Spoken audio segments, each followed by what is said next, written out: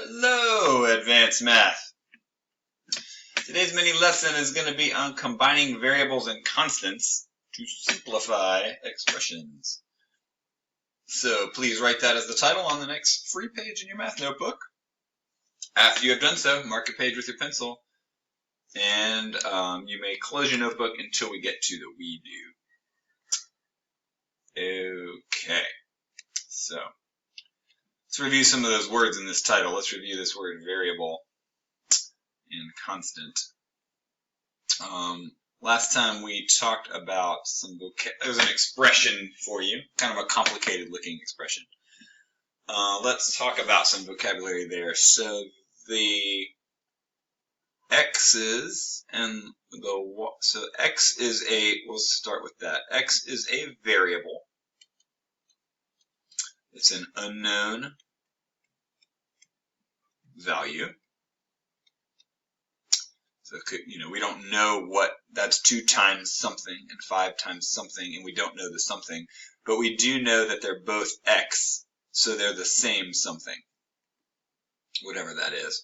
The y's are also an unknown value. There's 3 y's here, and there's 1 y here. It's also a variable. It is a different unknown value. It's not necessarily the same as the x, right? The x could be 3 and the y could be 10. We don't know.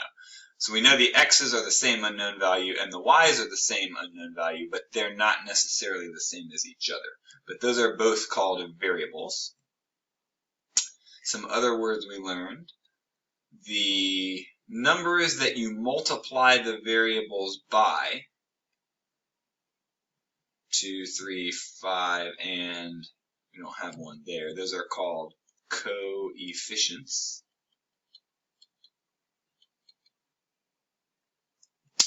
And last but not least, the numbers that do not have variables, the 5 and the 10, the things added to the variables, those are called constants. All right.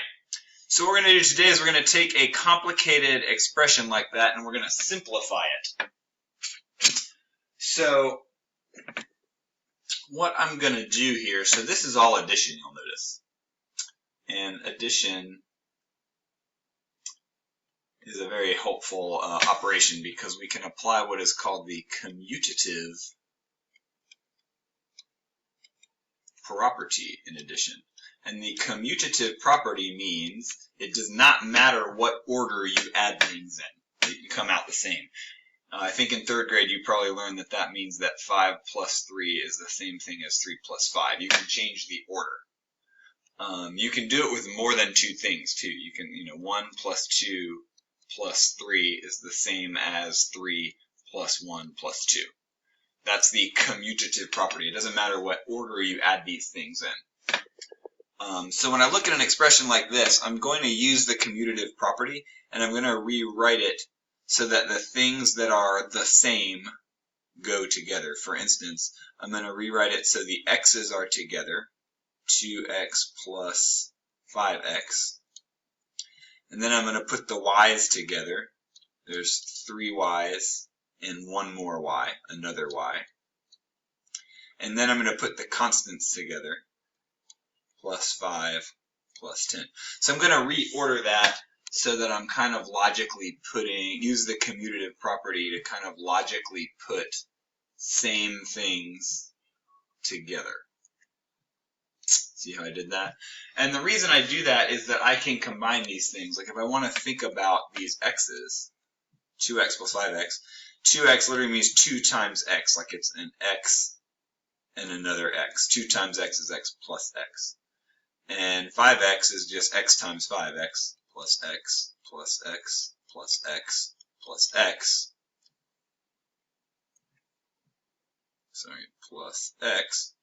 So here's my 5x, here's my 2x, and if I add them together, I just get x 1, 2, 3, 4, 5, 6, 7 times. So 2x plus 5x, I could really just rewrite that quickly as 7x. I can combine those x's into one one set of x's that's not quite so complicated to look at. Whatever that number is, I have 7 of them if I do that. And then the y's work the same way. I can think about 3 times y. Repeated addition would make that y plus y plus y. And those, y plus y plus y, is added to another y. And so I really see y plus y plus y plus y is really 4 times y. And so I can combine 3 y's with 1 y and make 4y. And then 5 plus 10, that's obviously 15. I can combine those, because again, it doesn't matter what order I add things in as long as I add them. It all comes out the same. And so I can take this expression I started with and finish with a much simpler one that looks like that, by combining the x's, the y's, and the constants together.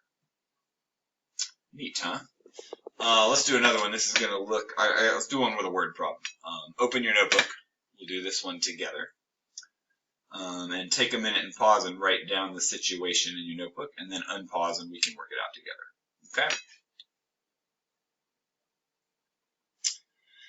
Alright, so Jason buys the following items from the vending machine. Some M&Ms for $2 a bag. Don't know how many bags. Some chips for $1.50 a bag. Don't know how many bags. Spends $3 on something. Can't remember what it was. Some more chips for $2 a bag. $4 on something he can't remember. And some more M&Ms for $2 a bag. So write an expression and then simplify from the amount of money Jason spent. Alright, so let's talk about how much money he spent. Let's start with the easy ones, why don't we?